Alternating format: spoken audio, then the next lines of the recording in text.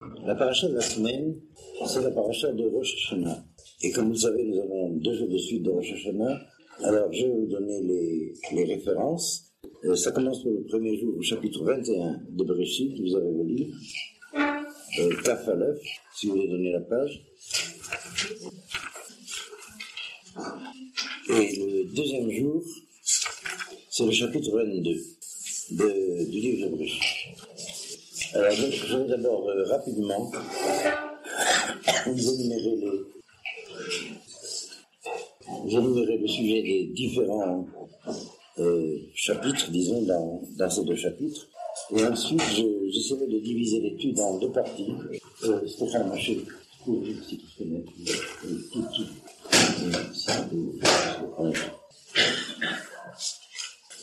D'abord, une introduction sur la question suivante. Pourquoi, pour Rosh Hashanah, la tradition a choisi comme lecture de Torah le récit de la naissance d'Isaac et ce que l'on appelle faussement, comme vous le savez, le récit qui suit, qui est le récit du sacrifice d'Isaac, entre guillemets, et je reviendrai tout à l'heure, et non pas le commencement de la Torah, puisque Rosh Hashanah est le commencement de l'année, que l'événement historique est commémoré, c'est la création du monde.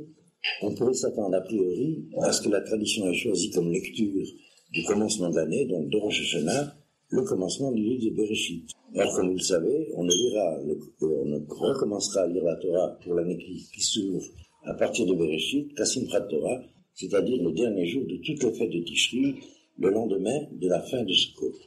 Alors, c'est la première question qu'on étudiera assez rapidement comme introduction. Et ensuite, le temps qui nous restera, j'essaierai d'étudier avec vous le thème que vous voudrez choisir dans ces 5 thèmes que je vais vous énumérer. Alors, si vous les suivez à partir du début du chapitre 21, le premier récit, c'est le récit de la naissance d'Isaac et du conflit avec Ishmaël, puisqu'on a appris dans le récit de la Torah qu'entre-temps, Ishmaël était né. Et d'ailleurs, on va s'apercevoir qu'il est âgé de 13 ans au moment de la naissance d'Isaac. Ça, je dis très rapidement, ce ne sera pas quelque chose qu'on va approfondir, bien que ce soit un sujet important pour lui-même. C'est-à-dire, tout se passe comme si la circoncision d'Ishmaël a lieu à l'âge de la bar mitzvah pour Yitzhak, alors que la circoncision de Yitzhak a lieu à 8 jours. C'est bien clair. Est-ce qu'on pourra fermer le lapin? Et il y aura un thème qui a été étudié et qui pourrait être formulé ainsi, de façon assez rapide. Il y a une situation de préhistoire de l'identité Ishmaël par rapport à l'identité Yitzhak en tant que descendance d'Abraham. En fait, il faut tout de suite préciser, Ishmaël n'est pas le fils d'Abraham, il est le fils d'Abraham. Abraham, c'est Abraham, mais pas au même stade d'identité, et ce n'est qu'à posteriori que la Torah le reconnaîtra comme fils d'Abraham, après ce que la Torah appelle, ce qu'on pourrait appeler la tchouva d'Ishmaël par rapport à Yitzhak. Le conflit entre Ishmaël et Yitzhak commence dès la naissance de l'identité Israël, et il ne s'est pas encore achevé, puisque nous sommes en plein dans les péripéties de la fin, mais la Torah prévoit qu'il y aura un achèvement. C'est pas le sujet qu'on étudiera, à moins que vous le choisissiez. Il y aura à un certain moment du développement de l'histoire des rapports entre Ishmaël et Yitzhak, et vous voyez à quel point c'est très important pour notre histoire générale, mais surtout pour l'histoire des générations contemporaines, par une teshuva d'Ishmaël par rapport à Yitzhak. Peut-être c'est ce que vous voudrez choisir, on verra ça tout à l'heure. Et c'est le premier épisode. Alors, je le rappelle, le premier épisode, la naissance d'Isaac et le conflit avec Ishmaël, séparation d'Ishmaël de la maison d'Abraham. Ensuite, il y a le récit du conflit entre Abimelech et Abraham. Or, je vous rappelle très brièvement, Abimelech, c'est le roi de la Philistie. Grosso modo, c'est le territoire de Gaza. On a eu des pépins avec ce territoire depuis l'origine des temps. Gaza en français, Gaza en hébreu. Et c'est un épisode assez important. C'est important à étudier. C'est d'ailleurs pourquoi c'est situé précisément à l'endroit où c'est situé, dans l'enchaînement des enseignements de ce récit. Premièrement, naissance d'Isaac, conflit avec Ishmaël. Immédiatement après la séparation d'Ishmaël de Yitzhak, intervention de Abimelech qui réclame la possession de la terre promise à Israël. Et remarquez encore une fois plus, à travers le temps et ainsi longtemps, le parallèle entre les événements du commencement et les événements de la suite des temps jusqu'à nous. C'est quand même le véritable conflit sur la terre d'Israël, nous l'avons avec la Jordanie. Mais, puisque la terre d'Israël est censée comprendre la Jordanie.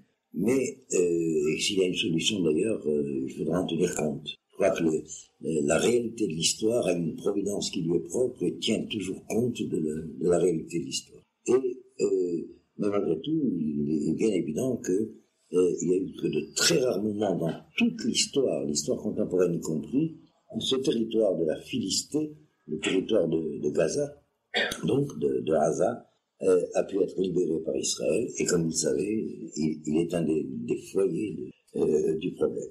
Ensuite, il y a la Akedat Yitzhak, c'est-à-dire ce que l'on appelle en français le sacrifice d'Isaac, mais qu'on ne peut pas traduire ainsi. Je vous le répète chaque fois que j'y fais allusion, tout simplement parce que le sacrifice n'a pas eu lieu, et je pense que c'est important à signaler, encore une fois, parce qu'il y a trop de bons esprits, d'autre part, qui ont tendance à faire un parallèle entre cet épisode du récit de la Bible et la Shoah, en prenant pour modèle de la Shoah un sacrifice d'Isaac accompli, comme s'il aurait été accompli.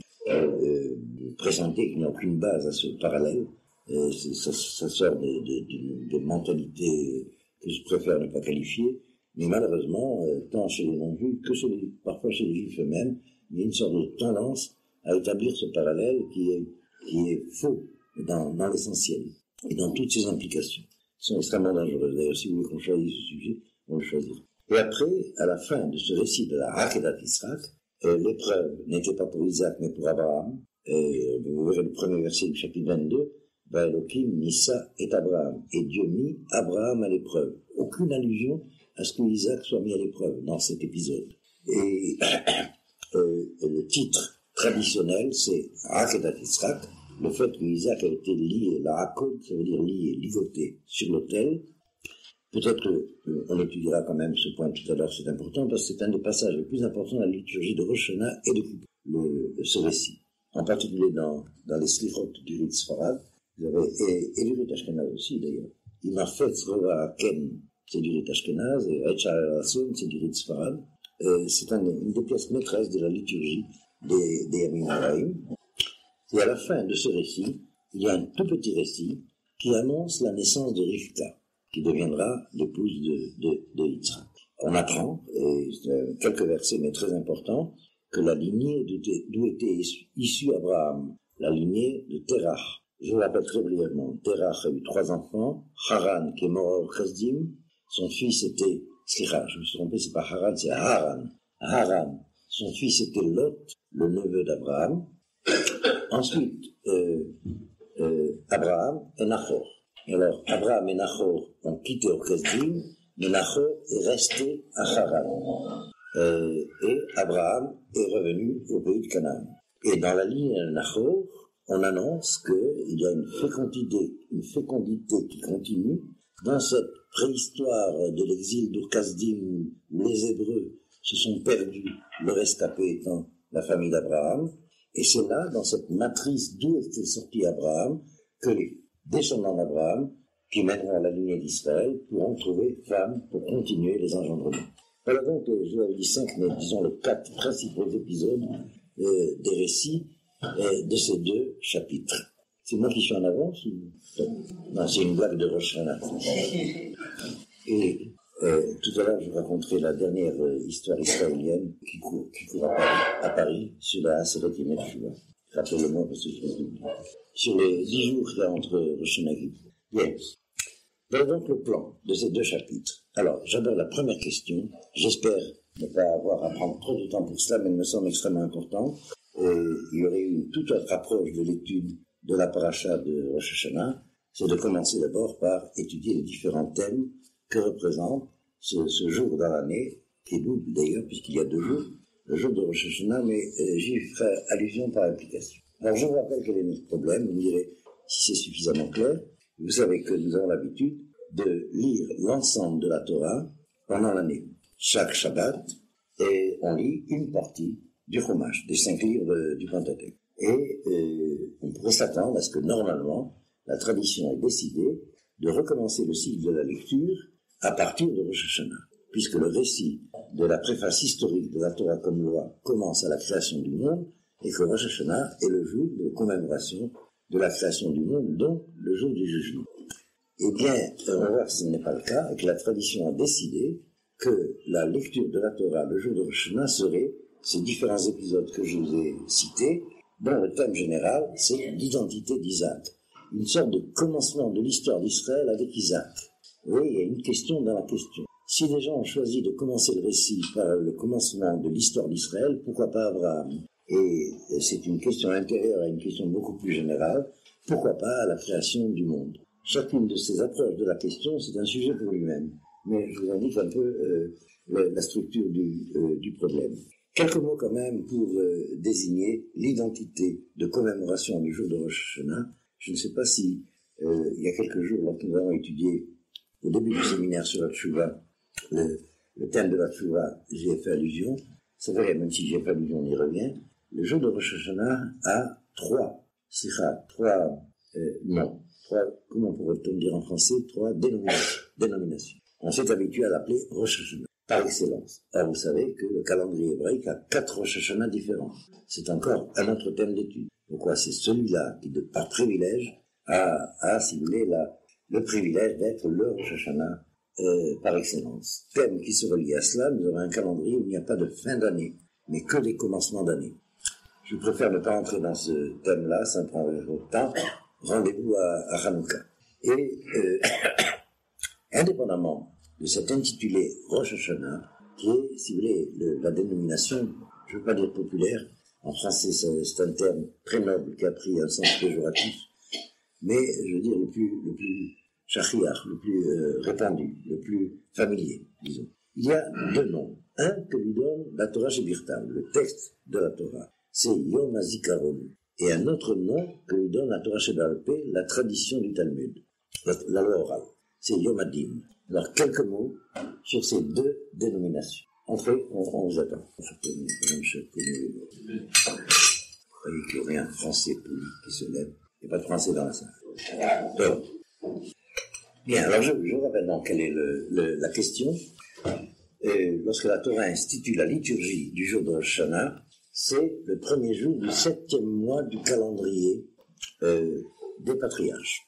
Et ce n'est qu'à la sortie d'Égypte que le premier mois du calendrier hébraïque deviendra le mois de Nissan. Et donc, il y a ici encore un sujet pour lui-même. Pourquoi nous avons deux chronologies dans le calendrier hébraïque, un avant la sortie d'Égypte et l'autre à partir de la sortie d'Égypte.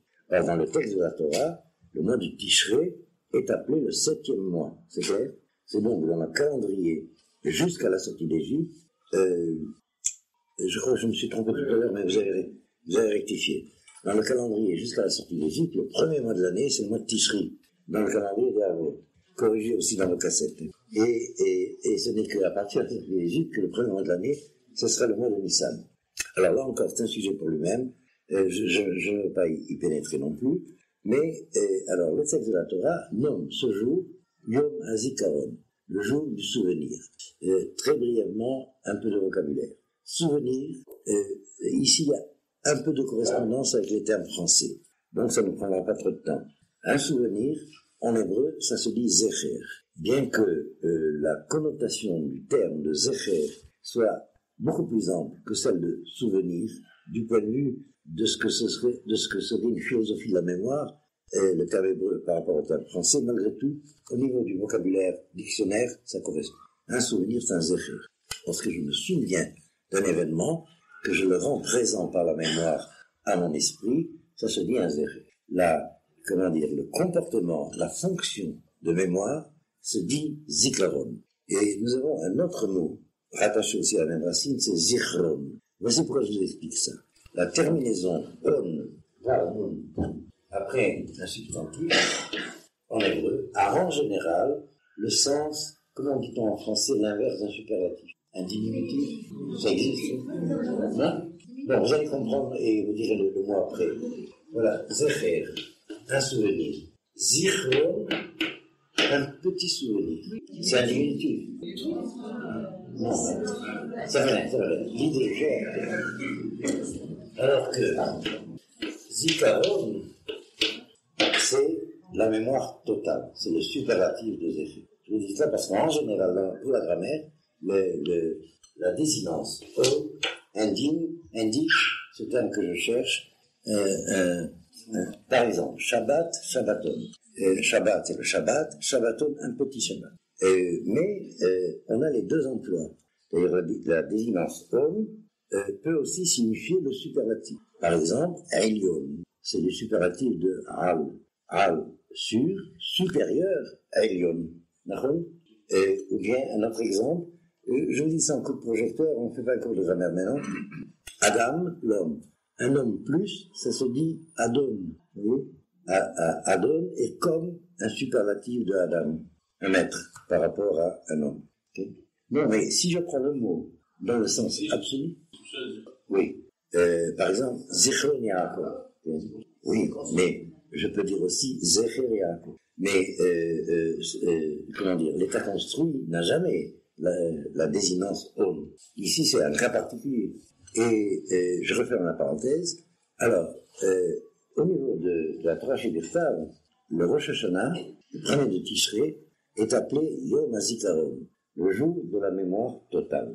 Et nous allons essayer de comprendre ce que ça signifie, avec comme objectif de comprendre le lien de sens avec la dénomination qui va être donnée par la Torah chez Baal Pé, Yom Hadin.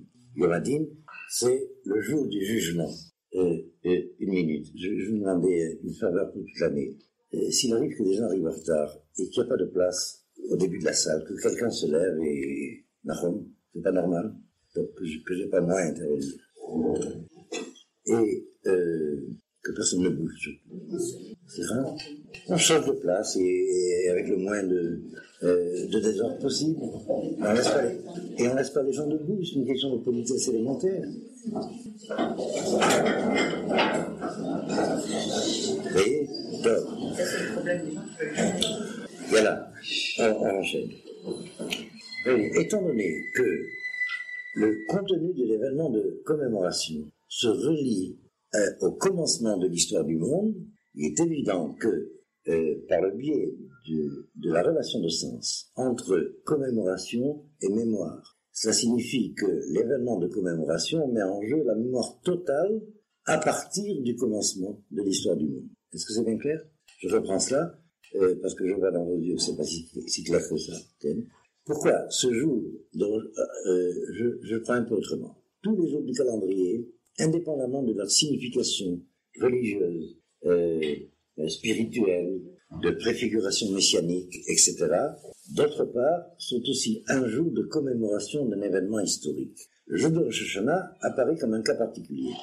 Quel événement historique est commémoré à Rosh Hashanah? C'est un événement transhistorique de la création du monde. Bien, c'est clair? Alors, que signifie que la Torah nomme ce jour-là Yom HaZikaron, jour de la mémoire totale? Ça veut dire que ce qui est mémoré, remémoré, commémoré, c'est la mémoire totale depuis à partir le commencement de l'histoire du monde. C'est bien clair? D'où le sens du mot Zikaron, la mémoire totale, la mémoire absolue, je dirais. C'est clair? Donc, voilà pour la première définition. Au niveau de la Torah chez Birtav, Rosh Hashanah s'appelle Yom HaZikaron. Qu'est-ce que c'est que Zikaron? C'est une sorte de superlatif de Zecher. Je crois qu'en grammaire française, le superlatif, c'est toujours un superlatif d'adjectif. Oui? Alors qu'ici, en hébreu, nous avons cette catégorie d'une sorte de superlatif de substantif. C'est clair? Donc, d'autre part, nous voyons que, tout autrement, la Torah Sheba'al Peh, elle, va nommer Rosh Hashanah Yom Hadin, le jour du jugement. Quel rapport il y a entre la notion de mémoire et la notion de jugement? Je vous dis tout de suite la réponse, pour gagner du temps. Eh bien, c'est que nous sommes jugés par la mémoire. Est-ce que c'est clair? Non. C'est pas plus difficile à comprendre que ça. C'est la mémoire qui nous juge. Il y a une mémoire totale qui enregistre tout ce qui se passe dans le monde. Le sujet est extrêmement passionnant. Quel est le critère sélectif de la mémoire subjective de chacun qui fait que l'on retient certains souvenirs et pas d'autres? Avant même d'aborder l'analyse très importante de la psychoanalyse à ce sujet et les différents niveaux de la conscience, du subconscient et de l'inconscient, déjà au niveau de la philosophie de Bergson par exemple, il y a un critère qui est assez répandu dans les dans la culture occidentale, c'est que, je cherche encore un terme en français, mais vous allez m'aider, c'est pas le mot pragmatique qui joue là, c'est que on a tendance à retenir des souvenirs en tant que disponibles pour la mémoire, des souvenirs qui peuvent servir à l'action éventuelle plus tard. Au moment de l'enregistrement des représentations, sont engrangées dans une mémoire réserve qu'on peut appeler sous forme de souvenirs, les représentations qu'on a perçues dans la perspective d'une utilisation éventuelle. Si ça sert à, c'est d'allure pragmatique, d'ailleurs. C'est une thèse qui est beaucoup plus développée encore chez les anglo-saxons, dont la philosophie est en général de modalité pragmatiste, alors que la philosophie des latins est plutôt rationaliste. Mais c'est un autre problème. Eh bien, admettons qu'au-delà, et je vous citerai quelques indices de biologie médicale, je ne sais pas comment dire en français, mais vous avez compris, qui le corroborent, qu'au-delà de cette mémoire sélective qui est le propre de la subjectivité de chacun se construit un passé de personnalité consciente selon des critères qui lui sont propres. Malheureusement, on ne sait plus maîtriser ses propres critères. Les grands, les anciens savaient maîtriser leurs propres critères et ils étaient vraiment eux-mêmes.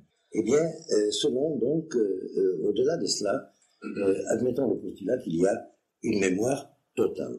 Si déjà un souvenir de ma vie passée est enregistré, et hors de quoi je n'aurai pas de moi derrière mon jeu, eh bien c'est que tous les souvenirs sont enregistrés. Seulement, c'est que je suis incapable de les appeler tous. Quels sont les critères de sélectivité? On en a parlé tout à l'heure, je ne reviens pas. Certains sont complètement refoulés et se vengent, on appelle ça des complexes. D'autres restent disponibles dans une sorte de, j'ai parlé pour rien tout à l'heure, dans une sorte de, je ne sais pas comment dire, de coffre-fort de disponibilité de la mémoire, et ils sont dans le subconscient, pas présents maintenant à la lucidité de la conscience, et on peut les appeler si c'est nécessaire. Donc, et alors, il est évident, et là, s'il y a parmi vous qui ont étudié la psychanalyse, certainement vous pouvez approfondir cela de façon très profonde, et c'est pas un pléonasme, si j'ose dire, eh bien, cette considérable stock de mon passé me juge de façon permanente. Et nous allons voir que cette notion de la mémoire totale est beaucoup plus impitoyable que la notion dont se sert la Torah Sheba'al Peh, Yom Hadin. Parce que Yom Hadin, ça veut dire le jour où Dieu gère le monde dans la perspective du jugement, c'est-à-dire dans la médiation de la Midat Hadin, de la mesure du jugement. On confronte ce qui s'est passé avec une loi de vérité. Pour dire ça un peu sous forme d'image midrashique, on ouvre le livre de la loi, on ouvre le livre de chacun, le livre de la mémoire de chacun et on compare. Mais c'est quelqu'un qui compare. Et là, avec ce quelqu'un, si j'ose dire, on peut s'arranger. La notion de din est une notion terrible dans le vocabulaire traditionnel, mais c'est le din de quelqu'un, c'est le din d'un dayan. Est-ce que c'est clair?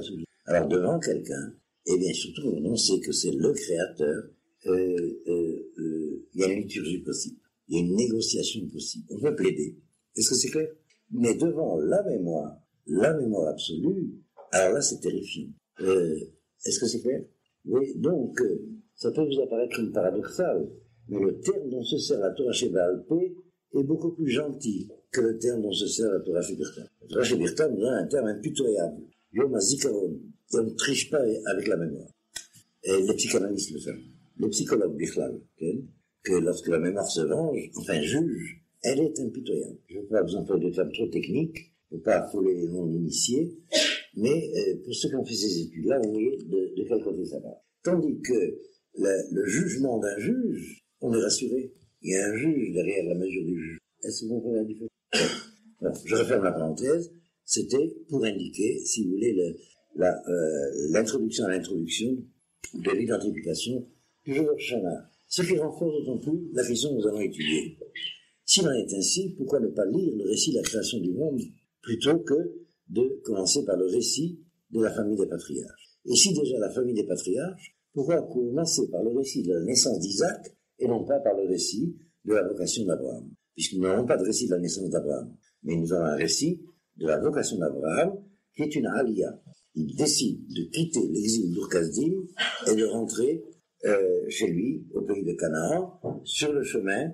Et je vous signale, pour être un peu plus complet, qu'il y a une controverse chez les commentateurs. Est-ce que déjà Ur-Kasdim, la capitale de l'empire de Nimrod, ou sur le chemin à la frontière dans la ville de Haran, il a une révélation qui lui confirme que son initiative était authentique. Dans les décisions qu'on a à prendre, qui sont goraliotes, comme on traduisait gorali, décisives. Mais gorali, c'est plus que décisif. Hein, c'est ça? Non? C'est pas ça. Non? Oui, vous apprenez le français. Pas l'hébreu, mais le français déjà. Le gorali, ça veut dire... voilà, le mot que je voulais éviter, c'est le mot de crucial.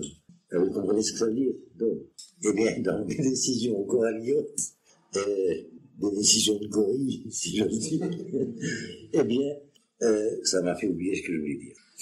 Attendez, ça va.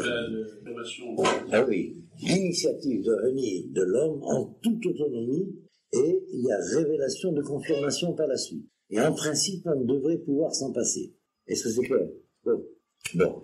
Ça veut dire que le geste d'Abraham décidant sa famille de quitter Ur-Kasdim pour entrer dans le pays de Canaan, c'est l'essentiel. Et ça n'a pas été simple comme voyage. Entre-temps, il y en a qui sont restés en route et ils sont devenus le président de la fédération sioniste de Haran et ils sont restés là-bas. Okay? Et il y a même un Yored, Tetera. Okay? Il a fait un petit voyage de tourisme en Israël et puis il est revenu. Alors lui, il était le super président de la fédération sioniste de l'Alaska, ou de la Corse, et alors, la Corse, c'est très sympathique, je connais, mais une fédération sioniste là-bas, pourquoi? En tout cas, pour revenir à notre question, c'est que nous n'avons pas de récit de la naissance d'Abraham, mais nous avons au moins le récit de la vocation d'Abraham. Donc, qu'est-ce qu'on cherche dans ce commencement historique en situant la lecture de la Torah du Rosh Hashanah à la naissance d'Isaac? Alors, je vais vous donner deux lectures du problème, parmi d'autres. Mais avant cela, vous allez me dire si la question est claire. Je vais de prendre une gorgée de thé clair. Est-ce que vous acceptez la question? Donc, elle est... C'est rare? Oui. Voilà. Je vais vous dire, j'ai signalé tout à l'heure, je vous remercie de la question parce que ça me remet un peu en arrière, qu'il y a une règle traditionnelle depuis le temps du deuxième temple, du retour de l'exil de Babel, après la destruction de l'ancien royaume de Juda, le premier royaume de Juda, du premier temple, par Ezra, qui a institué un cycle de 3 ans de lire l'ensemble de la Torah, des 5 livres du Pentateuque, pendant 3 ans. Et un peu plus tard, les Tanaïm, c'est-à-dire les maîtres de la Mishnah, ont décidé que le cycle serait d'1 an. C'est très important, parce que nous nous trouvons à l'époque de la cessation de la prophétie. Or, toute cette préface historique, disons pas seulement la préface historique, tout le récit de la Torah, y compris la préface historique, était, la mémoire commune de la carte d'identité d'Israël connue par chacun. Une petite parenthèse. Par exemple, mettez-vous dans l'ère culturelle française. Eh bien, à un Français moyen, enfin normal, on n'a pas à expliquer qu'est-ce que c'est être français. Son histoire commence du dedans d'une évidence de l'identité française. Mais voilà que l'identité juive, qui est elle d'origine hébraïque, a besoin de se ressourcer à sa propre connaissance d'identité de façon perpétuelle. Et pourquoi? Parce que l'identité hébraïque était un temps du monde d'une toute autre nature. Le temps où il y avait prophétie. Et par conséquent, l'hébreu vivait dans un monde baigné de névoie, baigné de prophétie, baigné de Bible, baigné des évidences bibliques, si vous voulez. Imprégné des évidences bibliques. La prophétie s'arrête. Quand? Entre la destruction du premier temple et le retour, 70 ans après, de Shivat Zion, de l'exil des Judéens de Babel, dirigé par Ezra et Néhémie, et c'est le temps du récit des épisodes racontés par le livre d'Esther. C'est la fin de la révélation biblique. Alors, le Talmud enseigne que Ezra est descendu en exil comme fils de prophète et est remonté de l'exil comme père des sages. Et jusque-là, il y avait le temps de la prophétie qui nous est inidentifiable aujourd'hui. On vit dans un monde sans prophétie. Et sauf pour ceux qui étudient de quoi il s'agit. On les appelle les kabbalistes. Vous avez entendu parler? Bon, ça existe. Et je ne vous en dirai pas plus. Mais ça existe. Et alors, notre monde n'est pas celui de la prophétie. Je vous donnais l'exemple que j'ai l'habitude de donner. La Bible parle des anges avec une tranquillité d'ange. Et qui sait qu'est-ce que c'est qu'un ange? C'est étrange. C'est évident qu'on n'est pas dans le même monde. Est-ce que c'est clair? Le monde de la Bible nous est très familier, c'est le nôtre. Il est très décalé. Est-ce que c'est clair? Alors bien sûr, quelqu'un qui fait semblant de comprendre qu'est-ce que c'est qu'un ange, ou bien il fait semblant, ou bien il faut le soigner. Mais il faut rendre cela à la poésie, à l'art. Mais les choses étant prises au sérieux, dans le sens simple des mots que l'on emploie, il est bien évident que, à partir du moment de l'arrêt de la prophétie, eh bien, l'identité de l'hébreu va changer, elle devient l'identité juive. Alors, la tradition juive, dès l'origine, va instituer la répétition dans le sens noble de la lecture de notre carte d'identité chaque année, de telle sorte de ne pas nous couper de notre propre mémoire. Est-ce que c'est clair? Et d'ailleurs, on peut dire que beaucoup de choses ont préservé notre identité à travers ces 3000 ans d'histoire depuis la fin de la prophétie, 3000 ans et plus, ce qui est un phénomène inexplicable dans l'histoire humaine. Comment cette identité juive d'origine hébraïque ressurgit en tant qu'hébraïque 3000 ans après? Beaucoup de choses ont préservé, mais en particulier cette fidélité du récit, de la récitation de ce récit chaque Shabbat. Et vous savez, ceux qui ont vécu dans une communauté de l'exil, à quel point le kahal, le public, même qui ne comprenait pas du tout ce que le Chazan, quand il est sur la Théba, hurlait dès qu'il y avait une faute, parce que par onomatopée, il connaissait le chant. Vous avez compris? Dès qu'il y avait une lettre qui changeait, un accent qui était rappelé, il y avait une émeute dans la synagogue. Et vous vous demandez, mais pourquoi tu cries? De quoi il s'agit? Ah, je ne sais pas, mais c'est bon. Eh bien, c'est une des choses qui ont préservé cette mémoire. Et alors, on a découpé le texte du Chumash, du Pentateuque, en autant de sections, comme on dit en français. Les Ashkenazim disent une sidra, les Sfaradim disent une paracha, et comment on appelle ça, je cherche un mot pour dire, enfin, les érudits appellent ça une péricope. Un mot latin, en français, péricope. Et alors, ça me revient de mes études non rabbiniques. Mais ça fait un peu coquet, français. Vous savez que le coq, c'est la devise. Et alors voilà notre question. Donc, on pourrait se dire, bon, on recommence à lire la Torah chaque année, pourquoi pas le jour de Shabbat. C'est clair?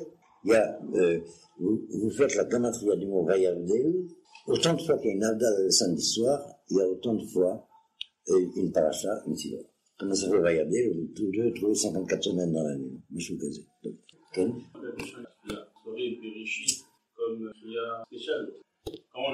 C'est la deuxième question que je pose. C'est la deuxième que je pose. Je l'ai posée 2 fois. Mais tu penses à la première. Je ne veux pas penser à 2 choses à la fois. C'est un autre problème. Je ne vais pas rentrer là-dedans. Si. À l'anniversaire, je vous dirai. Ishmaël. Je ne veux pas savoir leur naissance. Oui, le même jour. On connaît tout ça. Je vais vous donner le nom d'un livre. Vous avez tous ces secrets. Ça vous obligera à apprendre l'hébreu sans voyelle. C'est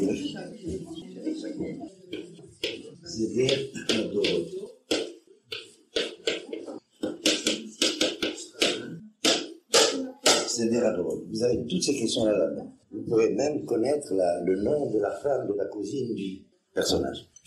Qu'est-ce qu'il dit le nom de la femme de la cousine? Comment ça va? 52, c'est ça. 52 semaines. Quoi les amis? Vous avez du livre? Je connais un livre où il y a les années. Ah non, c'est un tout autre livre. La question que vous m'avez posée, c'est le jour de la naissance d'Isaac. Non, vous avez, pour tous les personnages de l'histoire d'Israël, depuis l'origine jusqu'à nous, tous les livres qui sont parus, tous les auteurs, leur histoire, tout, dans ce livre. Alors, effectivement, il y a 2 questions, je vais me borner à la seconde. La première question, c'est pourquoi on ne recommence pas de lire la Torah à Rosh Hashanah, mais au fond, c'est la même que la deuxième question. Pourquoi c'est l'histoire d'Isaac et pas de Bereshit? Le Rabbeinu Bechaye, qui est un des maîtres du Moyen-Âge espagnol, a signalé que le mot de Bereshit met en évidence, je vais vous l'écrire, les lettres de Aleph, Tishri. Oui, c'est les mêmes lettres. Premier de Tishri, Bereshit. C'est les mêmes lettres. C'est très intéressant parce que Bereshit c'est en hébreu, mais Aleph Tishri c'est en araméen. Alors je vais revenir au problème et je vais essayer de vous donner donc deux parmi d'autres réponses traditionnelles à cette question. Alors je vais d'abord formuler la première réponse. C'est que si nous prenons le concept de création au sérieux, alors il faut se rendre compte que c'est un concept qui dépasse l'intelligence humaine, seulement nous y sommes habitués par l'enseignement biblique. Nous y sommes tellement familiers à l'évidence qu'il véhicule pour une conscience de foi qu'il nous semble que c'est un concept qui fait partie de la pensée humaine. Alors je vais vous dire un certain nombre de raisons très rapidement qui montrent qu'il n'en est rien. Ce n'est pas un être de raison, comme disaient les logiciens, mais un être de foi, en tant qu'être de connaissance. Parce que ce mot de « au commencement » fait allusion à un événement qui ne s'est produit qu'une fois et auquel aucune conscience humaine n'a assisté. Nous avons dans la pensée humaine des concepts clairs, rationnels, mais analogues à l'idée du commencement absolu. Il s'agit, par exemple, je vais dire les termes en français, le début, au début, avant, auparavant. Mais l'idée d'un commencement absolu, avant quoi il n'y avait rien, c'est une notion qui ne fait pas partie de la raison humaine. Elle nous est familière, mais elle ne nous est connue que par la révélation biblique. Et je veux dire une autre argumentation, vous verrez jusqu'où plonge ce problème. Et on s'est demandé pourquoi c'est le premier mot du premier verset.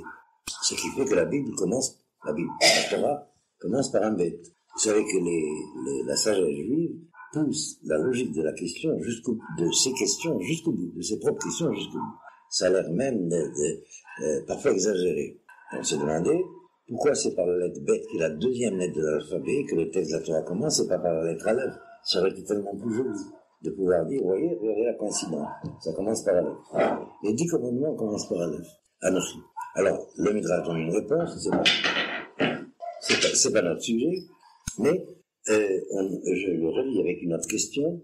Je lis le verset. Bereshit bara Elokim et Hashamim et Haaretz. Au commencement, Dieu, en hébreu, traduction littérale. Au commencement, créa Dieu le ciel et la terre. La question est, pourquoi le verset ne porte pas Dieu créa au commencement le ciel et la terre? C'est clair? D'autant plus, dans une discussion entre les maîtres du Talmud et les philosophes de l'Antiquité grecque, il y a une discussion qui nous est gardée par le Talmud. Il y avait un danger, et malgré ce danger, on a quand même ce verset comme il est, c'est que dans les traditions pré-philosophiques même, du monde pré-philosophique, en Grèce déjà, il y avait la notion d'une super divinité qui serait le commencement, qui aurait créé Dieu en même temps que le ciel et la terre. Et malgré ce danger-là, je vous donne un exemple dans la mythologie grecque. Vous connaissez le Chronos, le dieu du temps. Bien, Chronos enfante 12 enfants qu'il dévore perpétuellement. C'est le temps qui engendre 12 mois de l'année, et les 12 mois de l'année sont avalés par le temps chaque année. Bon, vous voyez, le mystère du début du temps, en tant que la durée, ferait apparaître une super divinité qui s'appellerait Bereshit. Vous trouvez ça dans le langage de la franc-maçonnerie, pour ceux qui connaissent un peu ce monde franc et maçon. Et malgré cela, on a gardé l'ordre. Si le verset commençait par Dieu créa au commencement, il aurait commencé par un aleph. Regardez à quel point ça aurait été bien. Elohim, bara, Bereshit. Eh bien, voilà l'enseignement qui est donné à ce sujet. Pour pouvoir aborder la notion de Dieu, il faut d'abord posséder la notion de création, et pour pouvoir posséder la notion de création, il faut posséder la notion de commencement. C'est un ordre des valeurs révélées. D'abord, admettre la notion de commencement, ensuite, on peut comprendre celle de création, et à ce moment-là seulement, on peut entendre le mot de Dieu. La première définition que l'enseignement biblique nous donnera de celui que nous nommons Dieu, c'est qu'il est le Créateur. Donc, première révélation, la notion de commencement. Deuxième révélation, la notion de création. Troisième révélation, la notion de Dieu. Bereshit, bara, Elohim. Dans tous les cas, ce que je voulais indiquer, c'est que nous n'avons pas dans la pensée humaine une notion sui generis de la pensée humaine qui désigne ce que désigne ce mot hébreu de Bereshit, le commencement absolu. Vous savez comment les théologiens, les philosophes le définissent par un terme latin ex nihilo, à partir du néant. On ne parlera, les choses étant prises au sérieux, de la notion de création comme on parle la Bible, que d'une création ex nihilo.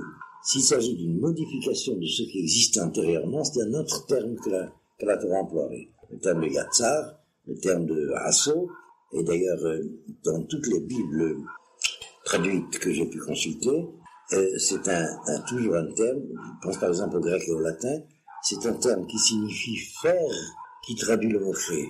Par exemple en latin, fecit, ou en grec, poien. Ce terme de créer n'existe qu'en hébreu, dans le sens qu'il a pour la Bible, c'est-à-dire à partir de rien. Est-ce que c'est clair? Ensuite, une fois l'enseignement de la Bible entendu, dans n'importe quelle langue, on peut y projeter le sens de créer sur notre mot. Mais vous avez même en araméen, qui est la langue la plus proche de l'hébreu, cette racine existe, elle ne signifie pas créer, elle signifie mettre en dehors. La racine bara en araméen signifie mettre en dehors, alors que en hébreu elle signifie créer à partir du néant. Il y a une analogie au niveau de l'imagerie intellectuelle même entre mettre en dehors et faire exister. Je vais vous dire en latin. En latin, existere, ça veut dire situé à l'extérieur.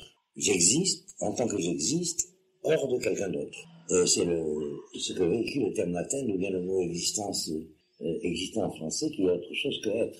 Donc, eh bien, il n'en reste pas moins que nous sommes en présence pour la pensée humaine, livrée à ses propres forces, devant une impossibilité. Pour la pensée rationnelle et la pensée humaine, oui, voilà, qui est le moins de bruit. La pensée humaine, c'est d'abord la sécurité des lois de la raison. Ceci dit, il y a d'autres cohérences que la pensée rationnelle, et ça peut être de la pensée vraie.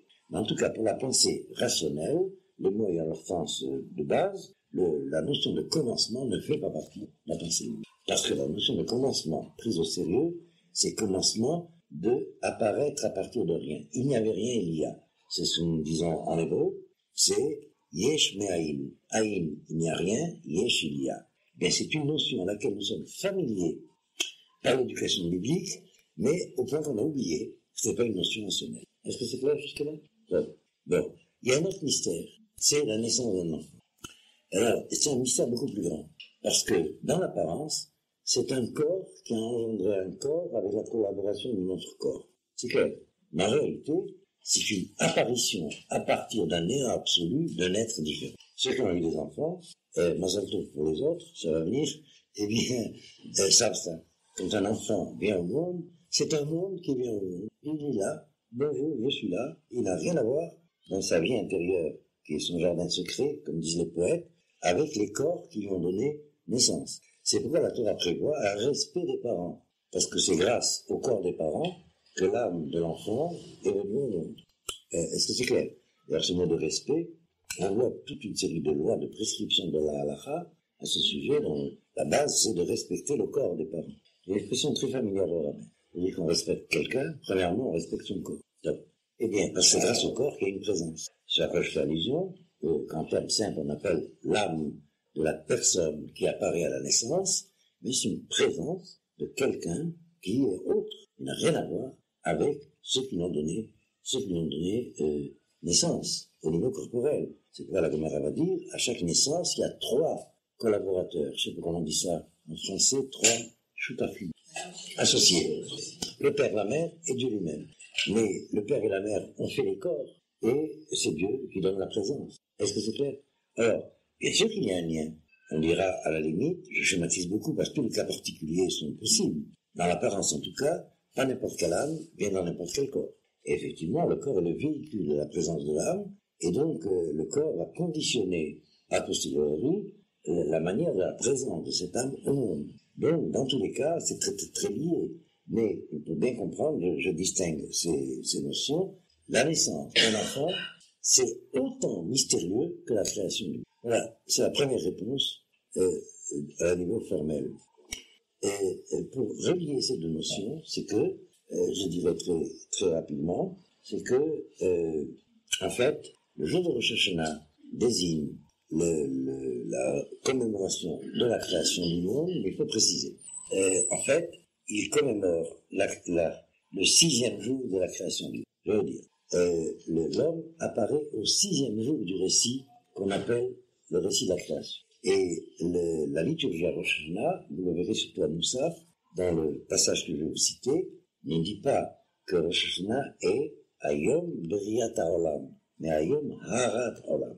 Le 6e jour du récit de la création du monde, du récit du commencement, c'est la création de l'homme. Alors, essayez bien de relier ces deux notions. En fait, le jour de Rosh Hashanah, et vous me direz si c'est suffisamment clair, fermez. Vous me direz si c'est suffisamment clair, c'est que dans beaucoup d'expressions traditionnelles, l'histoire du monde commence avec le premier homme. Ce qu'il y a avant, c'est la préhistoire du monde de l'homme. Alors, je voudrais arriver à formuler cela, le lien entre ces deux notions, la création de l'homme et la création du monde. Il s'agit de la création du monde de l'homme, qui n'apparaît qu'avec l'homme.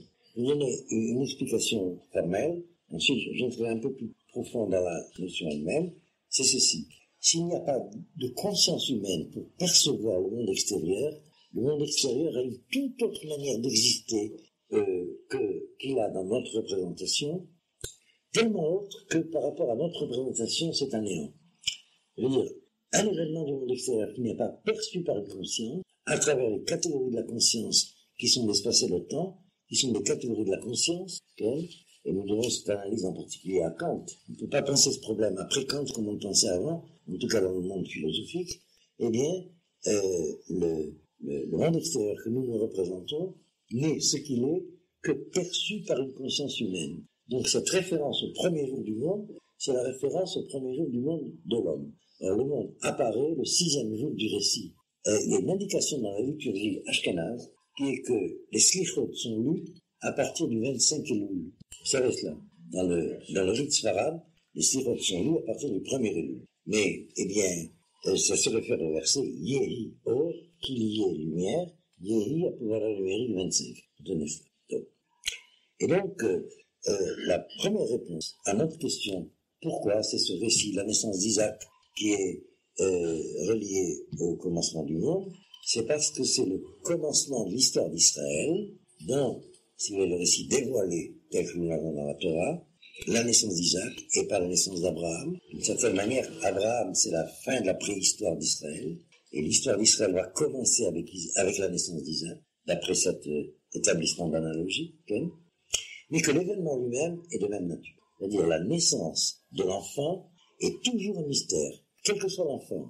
Et nous apprenons de la naissance d'Isaac. Nous avons une telle prodigalité de ce miracle de la naissance de l'enfant dans l'histoire des hommes qu'on a perdu familiarité avec le miracle en tant que miracle. Car on ne le perçoit quand on est empêché d'avoir un enfant. Alors là, on se rend compte à quel point avoir un enfant, c'est un miracle. Est-ce que c'est clair? Parce que je veux dire, l'analogie qui me vient, une image littéraire qui me vient souvent en analogie avec cette notion de prodigalité du miracle qui nous empêche de voir le miracle du miracle.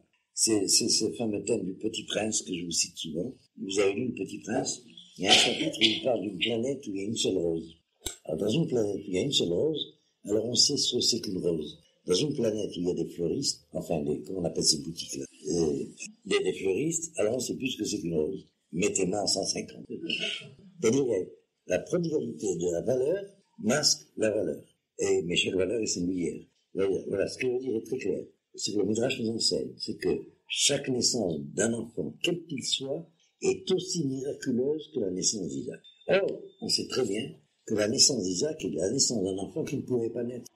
C'est cette promesse donnée à Abraham, et la foi biblique commence dans la foi d'Abraham que cette promesse qu'il aurait un enfant s'accomplit. C'est-à-dire une préhistoire aboutissant à la stérilité absolue, sans en dire commencement de fécondité. Et Isaac se fait attendre.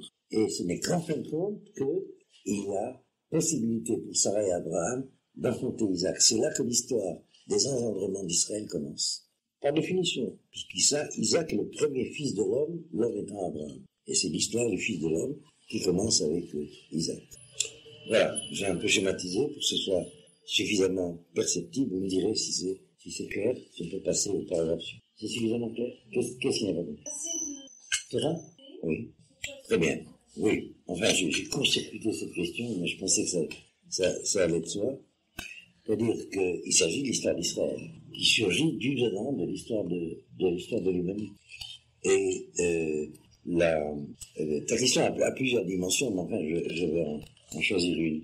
L'histoire de l'homme ne va prendre sa signification biblique, sa signification messianique, qu'à partir de la naissance d'Isaac. Et dès ce moment même, l'histoire de l'homme, depuis l'origine du premier homme, va se transformer en préhistoire de l'histoire du Fils de l'homme. Il s'agit de l'histoire du Fils de l'homme qui nous est raconté, en tant que préface à la Torah comme loi. Tout ce qu'on nous a raconté avant la naissance d'Isaac, au niveau du problème qui s'est posé à nous, parce qu'il y a d'autres seuils, devient, dès la naissance d'Isaac, préhistoire. En fait, le seuil important, ça sera le Rosh Hashanah Pessah, c'est la sortie d'Égypte. C'est à la sortie d'Égypte que la descendance des patriarches devient la nation d'Israël à qui la révélation est. Mais cette identité de la nation d'Israël à qui la révélation en fait se prépare dans les engendrements de la famille des patriarches, lesquels engendrements ne commencent qu'avec la naissance d'Israël. Je vais vous donner tout de suite une référence dans le texte. Prenez la paracha de Toldot, qui est la naissance de Noach. Vous êtes au chapitre, dans le livre de Bréchit.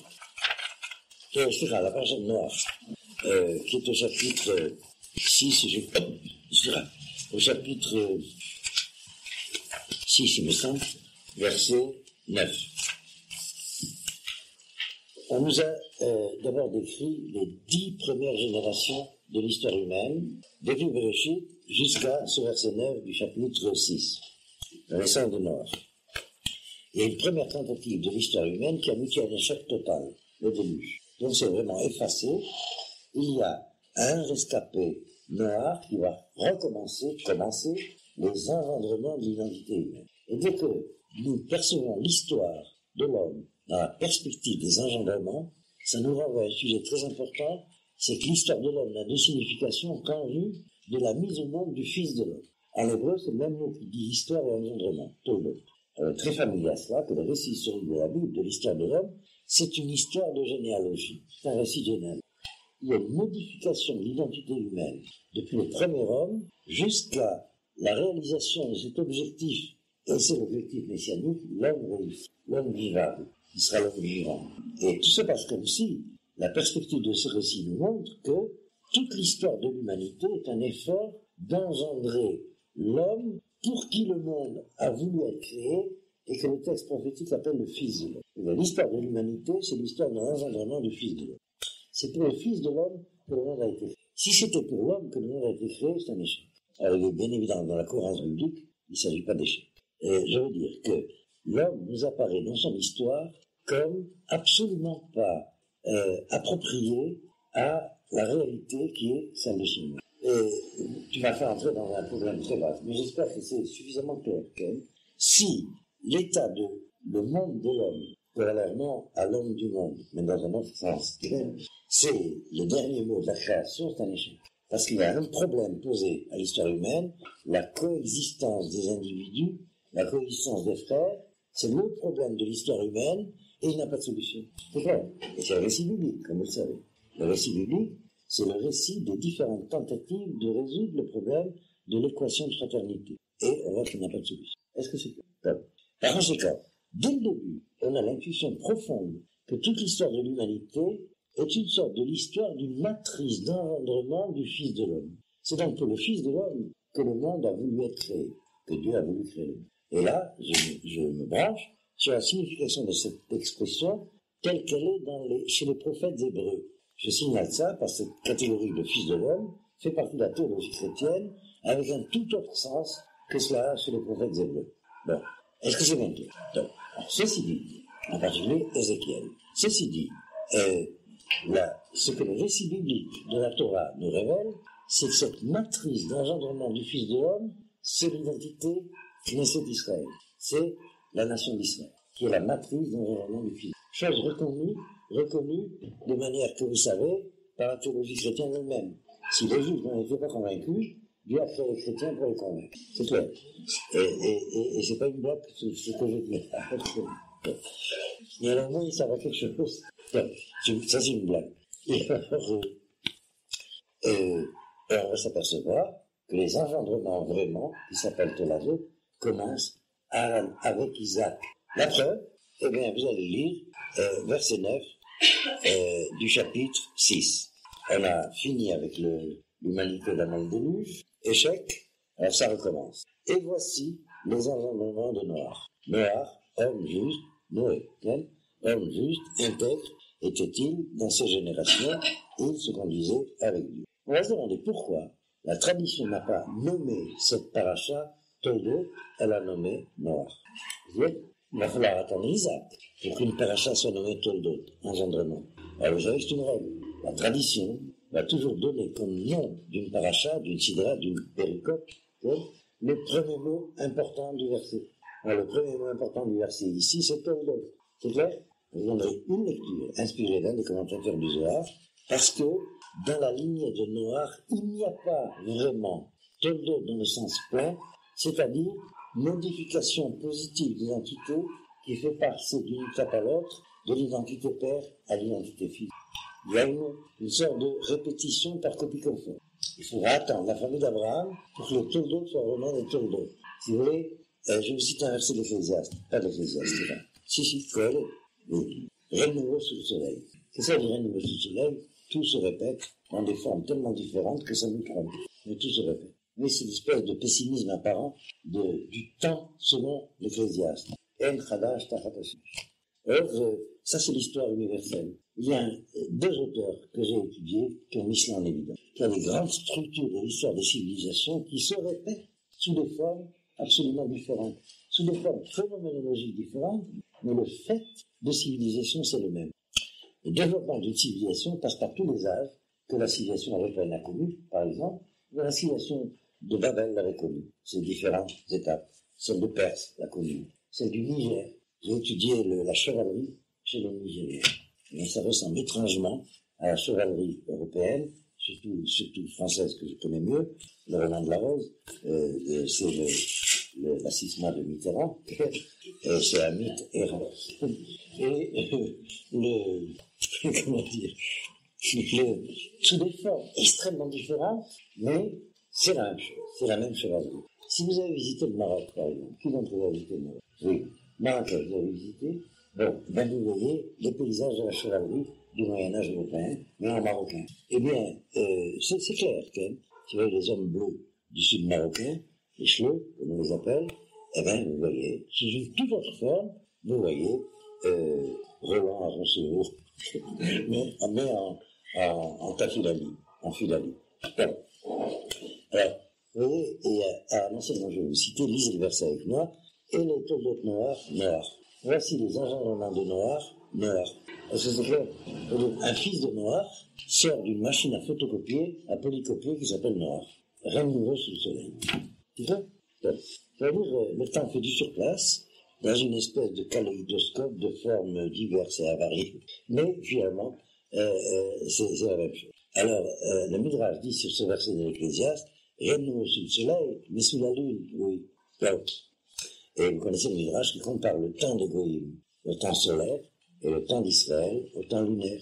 Le temps des Goïm, c'est le temps de l'année solaire, où il y a des choses autres, mais qui sont mêmes.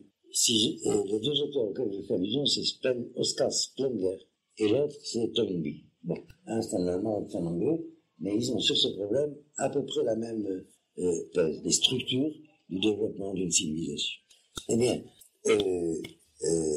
quand l'Ecclésiaste dit rien de nouveau sous le soleil, d'après ce midrash que je viens de vous citer, ça peut être traduit comme ça, il se passe qu'un chez les Goïm. Ça recommence et c'est la même chose. Tandis que le chidouche, le renouvellement, les toladot, ça c'est sous le signe de la lune. Et vous savez d'ailleurs que les jours de la fécondité féminine sont comptés par la lune et pas par le soleil. Ça vous savez la correspondance. 28. Donc, Koach Maasal Gilad. Et alors, donc c'est les toladot. Pour revenir donc à notre sujet, c'est la raison pour laquelle l'histoire du Fils de l'homme, j'ai corrigé aménagé grâce à ta question, commence à Isaac. C'est vrai? Mais il s'agit bien du Fils de l'homme. Vous savez que la seule identité qui peut s'acquérir, c'est l'identité juive. Elle est universelle. Un homme ne devient jamais un autre homme. Sauf l'égoïme quand il devient juif. C'est le seul cas.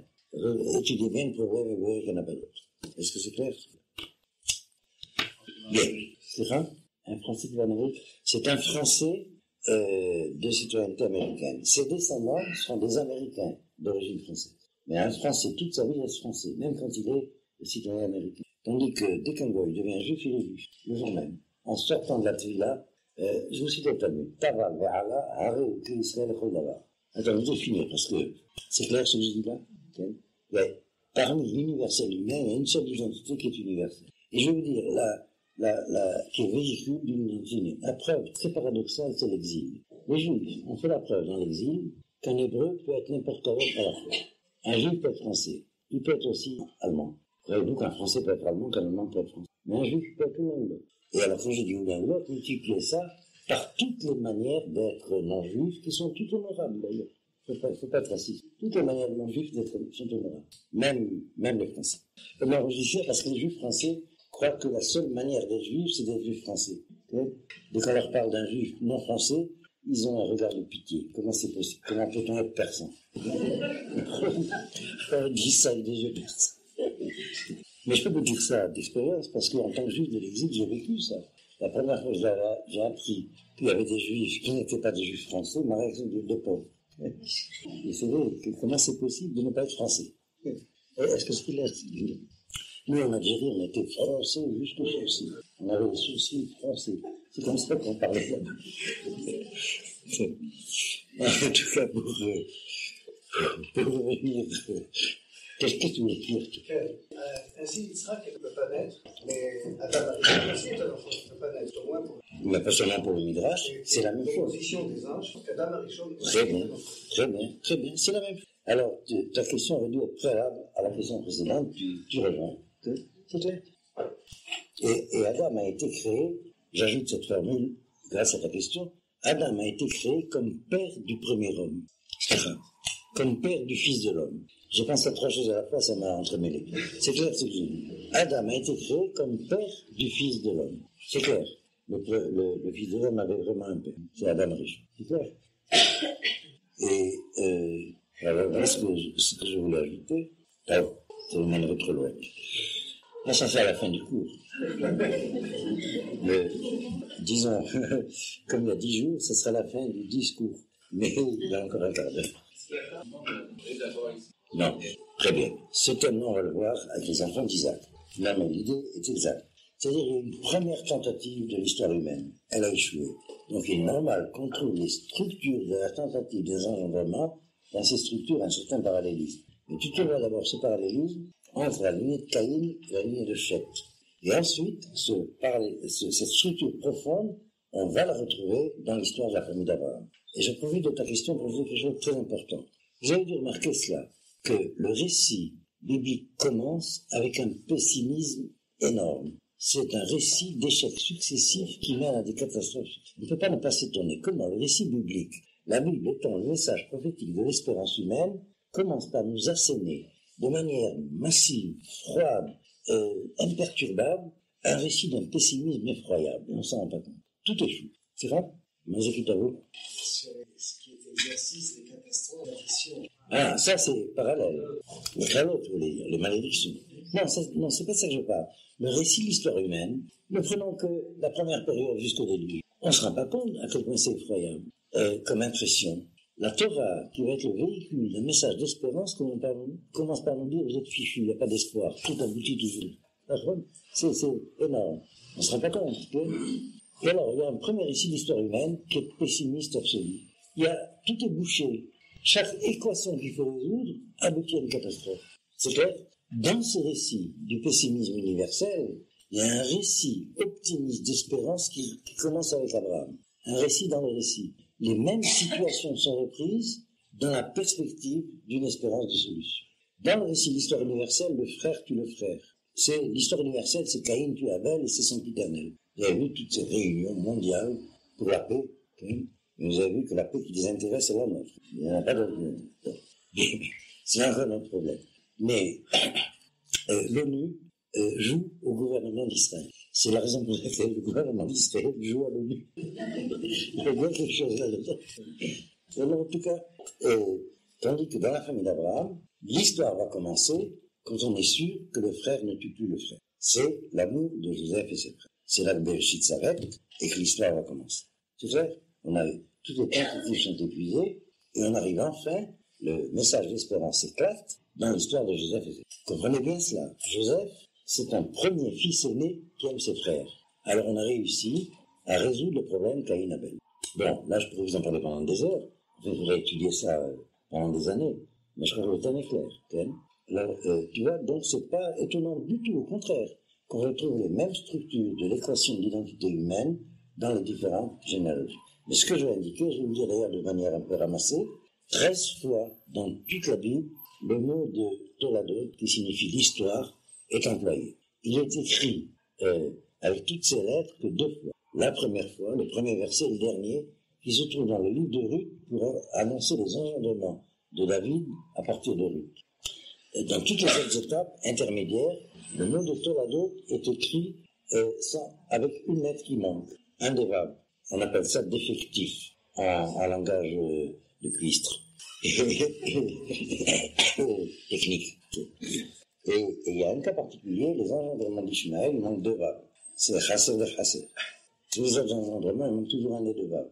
Chaque fois, il y a une raison pourquoi c'est celui-là et pas un autre. Mais les Toldot d'Ishmaël, vous avez fait dans le texte, les 2 verbes, ils manquent. Parce que verbe, ça s'écrit avec 2 verbes. Alors ça manque tout. 13 fois. Donc tout le Mikra. Et le premier, c'est les Toldot Shamaim Baruch Bivaream. Le dernier, c'est dans le livre de Ruth, la généalogie de David. Bon.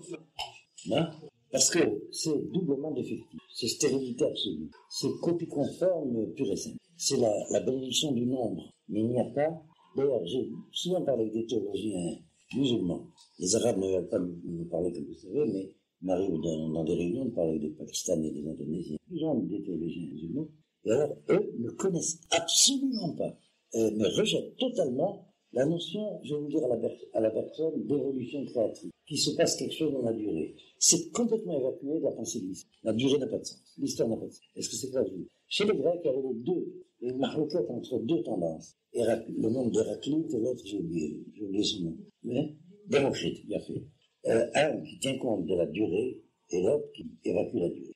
C'est une controverse dans toutes les traditions philosophiques. Il y a toujours une tradition philosophique existentielle pour qui la durée, c'est important, il se passe quelque chose dans l'histoire, et une autre qui évacue complètement la durée.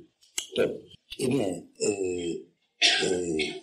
je m'aperçois qu'on aura le temps finalement que d'étudier la première question, mais je vais vous l'achever, en vous donnant très rapidement une deuxième lecture de notre question, c'est-à-dire, vous avez remarqué qu'on a ouvert les livres, mais vous les lirez à Rosh Hashanah. Eh bien, une deuxième manière de percevoir cette question qui est que pourquoi on commence à l'histoire d'Isaac et pas à l'histoire de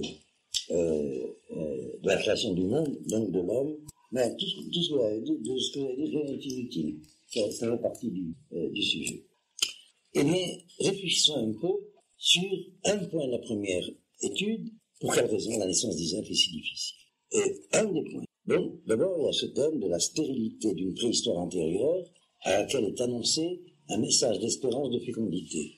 Et c'est lorsque Abraham, qui fait encore partie de cette histoire d'avant le patriarche d'Israël, il en est la transition. Dans la Gemara, il y a une question qui se pose, est-ce qu'Abraham était un Ben Noir ou déjà un Israël? C'est un sujet très important, je me borne à vous le signaler. Et alors, lorsque Abraham, se connaissant comme fin d'histoire, aboutissant à une stérilité absolue, quand c'est fini, c'est fini. Quand il y a épuisement de l'élan vital, c'est parce que c'est avec personne ce soir, là au Rabat, en tout cas, puisqu'il est là. Eh bien, lorsqu'Abraham est capable d'entendre, d'intégrer ce message, la Bessora, l'annonce qu'il sera fécond, qu'il engendrera, qui s'appelle Abraham. C'est clair? Et que la foi biblique commence. Ça, c'est l'écran du problème. C'est bien clair. Mais il y a un deuxième relecture qui est important. Je m'appuie ici donc sur les catégories du Midrash, et qui est que nous avons 3 patriarches. Et c'est un sujet encore pour nous-mêmes. Pourquoi l'identité d'Israël ne commence pas par un profil d'identité comme toutes les traditions, mais pourquoi pour nous 3? C'est un sujet encore pour lui-même. Mais on nous apprend que ces 3 justes, Tzadikim, Abraham, Isaac, Jacob, ne sont pas des sosies, ne sont pas des copies conformes. Un fils de l'autre dans le sens des engendrements. Il se passe quelque chose entre l'identité d'Abraham, l'identité d'Isaac, l'identité de Jacob. Et au niveau du vocabulaire que je vais choisir, du Midrash, au niveau des vertus de l'identité du juste, il y a 3 vertus fondamentales très différentes qu'il est nécessaire d'unifier, de faire converger pour l'identité d'Israël apparaît. Israël est fils de Jacob, fils d'Isaac, fils d'Abraham. Est-ce que c'est bien clair? Fils d'Abraham, c'est les fils d'Abraham. Fils d'Isaac, c'est les fils d'Isaac. Fils de Jacob, c'est les fils de Jacob. C'est 3 identités importantes dans l'histoire du monde. Mais Israël, c'est fils de Jacob, fils d'Isaac, fils d'Abraham. Les 3 à la fois. Et c'est presque une identité surhumaine, finalement. Et, disons, humaine plus. Parce que surhumaine, ça va vous donner des cauchemars. Et d'ailleurs, l'humanité a passé son temps à nous rendre sous-humains, c'est pas pour rien. Okay.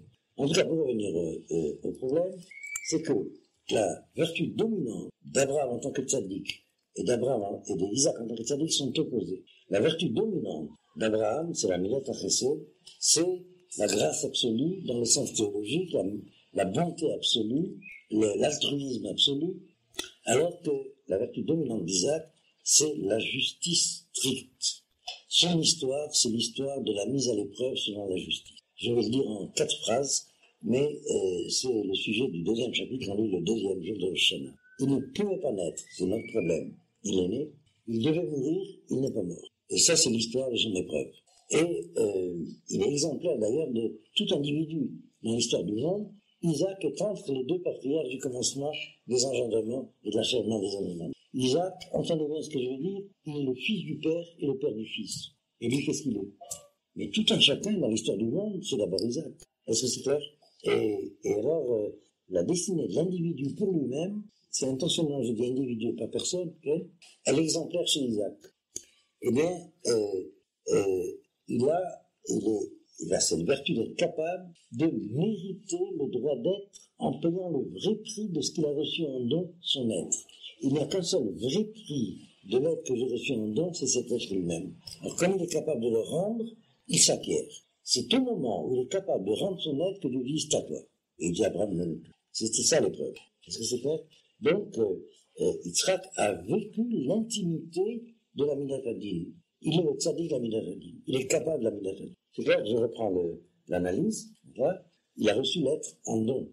Pour qu'il, et cet être, ce don lui soit confirmé comme lui appartenant vraiment, c'est le sens de l'histoire de notre destinée sur terre, acquérir le droit d'être, eh bien, il faut le payer, ce don. Mais à quel prix? Il n'y a pas d'autre prix que l'être lui-même. Est-ce que c'est clair? Il n'y a pas d'autre monnaie que moi pour payer moi. Alors, dès qu'il est prêt à payer le prix, il s'acquiert. Est-ce que c'est clair? Oui, pourquoi pour Isaac, c'est pas une épreuve? Parce que c'est sa vertu d'être Isaac. C'est pour Abraham que c'est une épreuve. Abraham, c'est le tzaddik de la milat hachesed. Il est le généreux par excellence. C'est ce qu'on lui demande, l'acte le plus terrible du point de vue de la rigueur.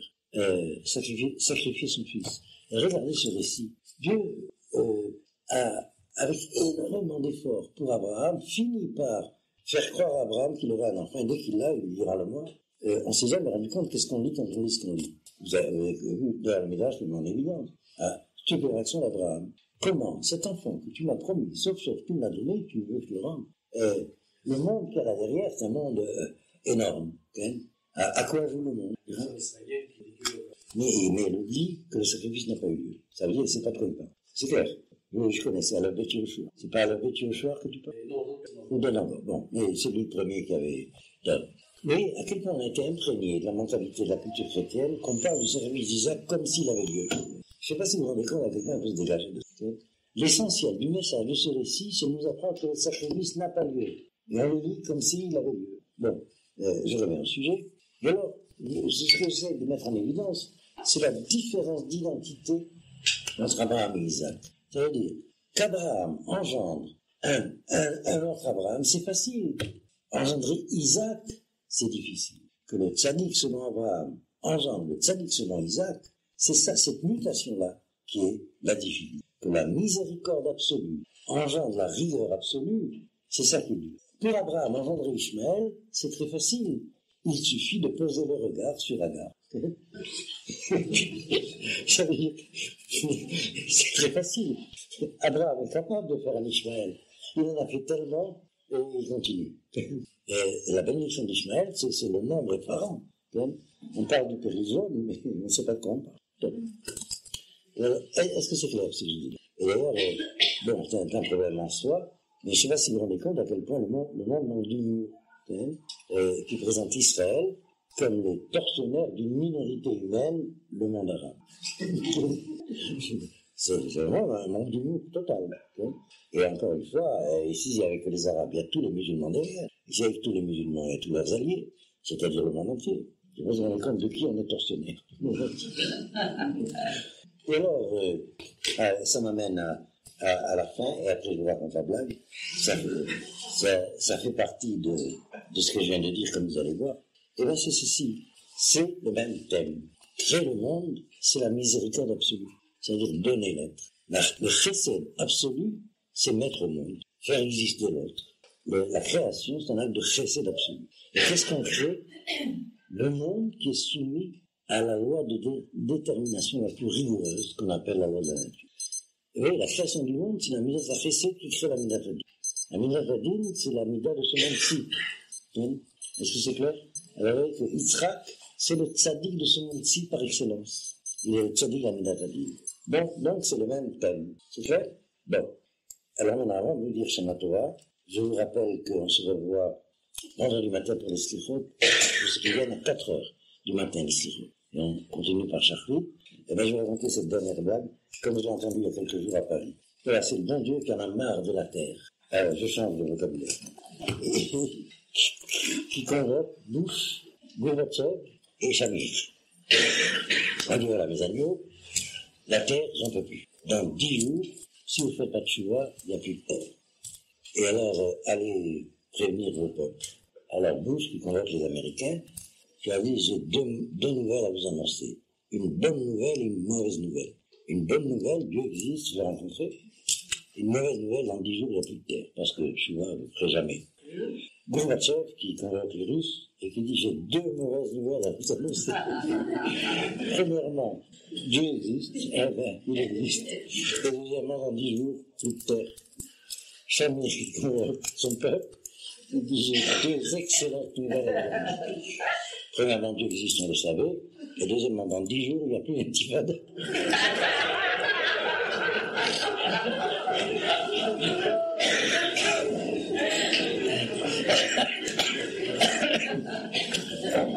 Ceci dit, c'était pas une prophétie, mais